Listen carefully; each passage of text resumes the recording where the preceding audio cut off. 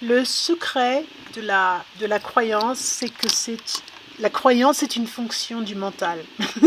C'est tout simplement. Et le mental, c'est l'opération, disons, générale de l'ego, de cette identification limitée que nous donnons à nous-mêmes, qui emprisonne l'attention la plupart du temps et qui donc provoque une souffrance parce que au fond du fond, nous savons très bien, nous étant le je suis, que nous ne sommes pas seulement cela, mais les ribambelles de croyances que nous entretenons sont le résultat et les conséquences d'une expérience ici-bas, d'une éducation, d'un conditionnement qui fait que l'attention se cristallise et croit ce que rapportent les sens, et donc que le monde est matériel, que le soi est mortel, le corps est mortel bien sûr, et le monde est matériel, et ce n'est pas la fin de l'histoire, il y a beaucoup plus, c'est comme la partie immergée de l'iceberg, sauf que l'iceberg c'est pas seulement la partie immergée, mais c'est l'océan lui-même, et puis au-delà de l'océan c'est le ciel, c'est le cosmos, c'est la totalité, et c'est ce que tu es, c'est ce que je suis. Donc la croyance, la plupart du temps, c'est vraiment les filtres qui vont donc trier les données et ce faisant, apporter une vision qui n'est que partielle et puis qui est tordue, qui est une distorsion de ce qui est actuellement. Et c'est difficile parce que le mental est une fonction qui est profondément subtile, qui est aussi intangible, impalpable, et qui est donc difficile de maîtriser de l'intérieur. C'est comme la logique, tu vois, c'est quelque chose qui va tourner en rond et qui n'ira nulle part. Et donc ce que l'on peut faire, c'est simplement à un moment donné, nous allons, et ça devient de plus en plus facile, nous allons réaliser que cette opération mentale et cette identité limitée est à l'intérieur de la conscience, comme l'est d'ailleurs le monde extérieur, comme l'est le corps.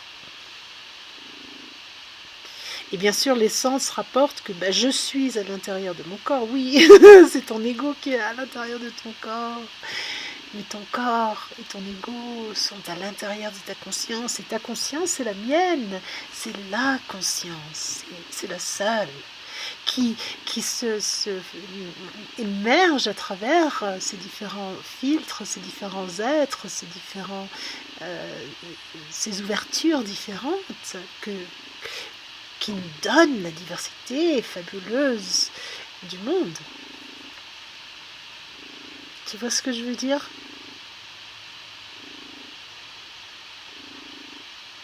Et ce qui se passe donc, c'est quand tu réalises le toi étant le je suis, quand tu réalises ou que tu commences à réaliser que ce n'est pas toi, que l'ego n'est pas toi, ça va aider l'attention qui était bloquée, emprisonnée, qui s'était emprisonnée elle-même à l'intérieur de l'ego, ça va aider cette attention à se remettre en phase avec, entre guillemets, le médium qui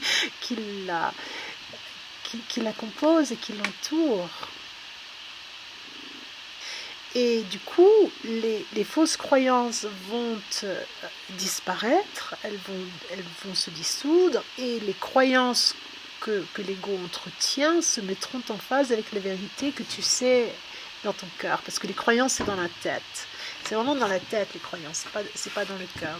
Donc dans ton cœur et ta tête vont se mettre en harmonie, en cohérence, et plus bas que cela, donc toute la partie subconsciente du cerveau du ventre, si tu veux, c'est les chakras inférieurs aussi, parce que tout ça participe, c'est comme l'animal qui qui connaît le ressenti du maître,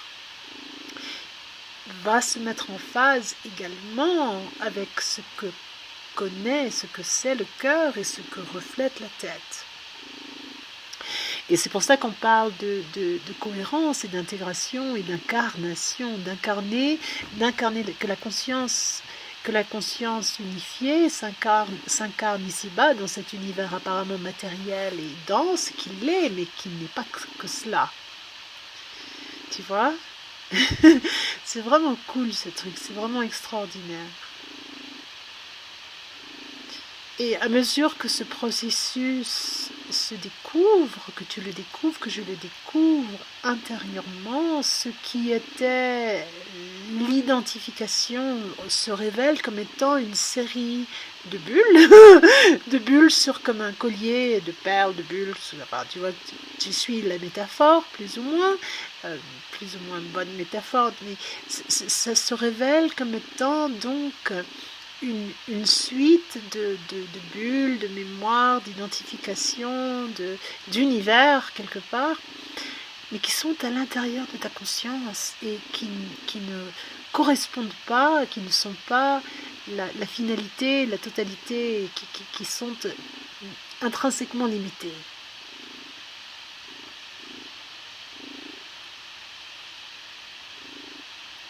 L'identification est intrinsèquement limitante et il n'y a pas de mal à cela, c'est juste que l'unique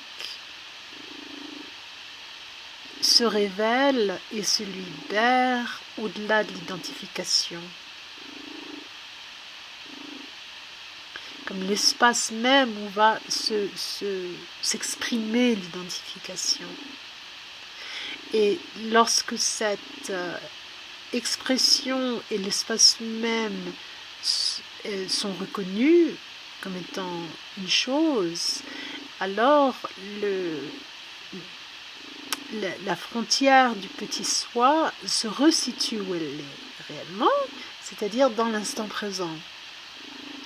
Et dans l'instant présent, il y a donc un ancrage, un alignement qui se fait, donc déjà évoqué, et encore plus profond, où maintenant l'information du champ se fait à travers le véhicule qui a l'air de s'arrêter au niveau de la peau, hein, de la surface, mais en fait qui est infini. Si le corps contient 100 trilliards de cellules, allons les compter, et que chaque cellule contient cette même quantité d'atomes, et puis cette même quantité d'atomes contient cette même quantité de Planck, enfin, tu vois ce que je veux dire, c'est un truc qui n'en finit pas, et qui nous permet de faire l'expérience tangible, sensible de notre infinitude comme étant à l'intérieur de notre conscience. Donc c'est au-delà des mots, et donc ça nous libère des paramètres limités du mental, ça nous libère de la peur qui est souvent ce qui a saisi le mental et qui provoque ensuite les décisions, soi-disant décisions, mais les orientations et les comportements du véhicule piloté par un mental qui est ancré dans la peur. Et il n'y a plus, ou de moins en moins en tout cas, de peur. Parce que dans l'instant présent, si quelque chose qu'on aurait appelé la peur survient, ça va être l'intuition qui nous guide pour préserver et même augmenter notre harmonie. Notre harmonie n'étant pas seulement celle de l'ego, mais celle de l'ego avec le tout. Donc la mort n'est plus à redouter, elle n'est pas non plus à rechercher. Mais cette frontière-là n'est plus la frontière existentielle. La frontière existentielle devient celle de l'instant présent omniprésent et de qu'est-ce que je choisis. Et paradoxalement, ce choix c'est comme un abandon, une absence de choix. Ce n'est pas un choix du petit soi, c'est comme une évidence dans le cœur de ce que je veux faire. Quel est ton plus profond désir? Quel est ce que tu chéris le plus? C'est ça l'expression du je suis dans notre vie. C'est la réalisation et l'œuvre de ce que nous chérissons réellement, vraiment. La bonté, la beauté, la vérité.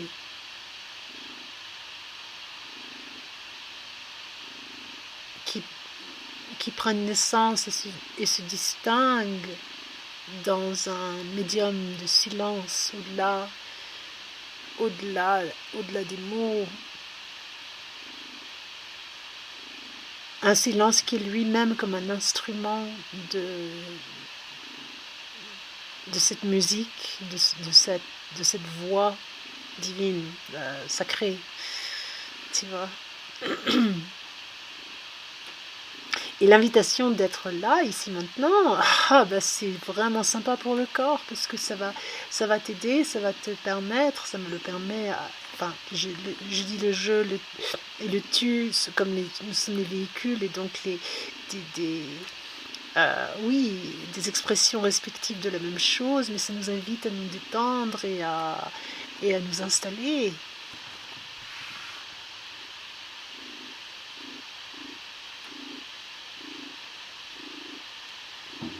Chacun à sa manière, tu vois. Dans un univers infini, où c'est toi, le je, qui décide, qui choisit, vraiment, c'est ça, c'est toi qui choisis. C'est vraiment une bonne nouvelle et j'espère qu'elle t'inspire et qu'elle résonne, oui, dans le sens de la résonance.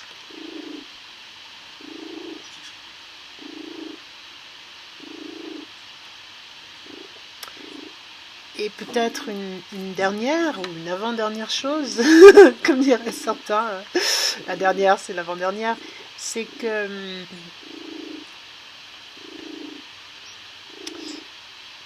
fondamentalement ça fait taire le mental.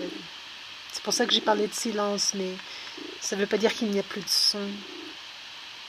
Ça veut dire que les voix intérieures, les échos de toutes ces chambres d'écho passées disparaissent. Et c'est vraiment bon pour la santé. Vraiment bon pour la santé à tous les égards. Santé mentale, santé physique, santé émotionnelle. De ne plus avoir ces bruits, ce brouhaha intérieur. Ok, c'est tout pour aujourd'hui, pour l'instant. Merci beaucoup. N'hésite pas à commenter si tu as des questions. Et puis aussi, s'il te plaît, pense à aimer la vidéo et puis à partager aussi. Et puis aussi à souscrire à ma chaîne. Et puis, à la prochaine.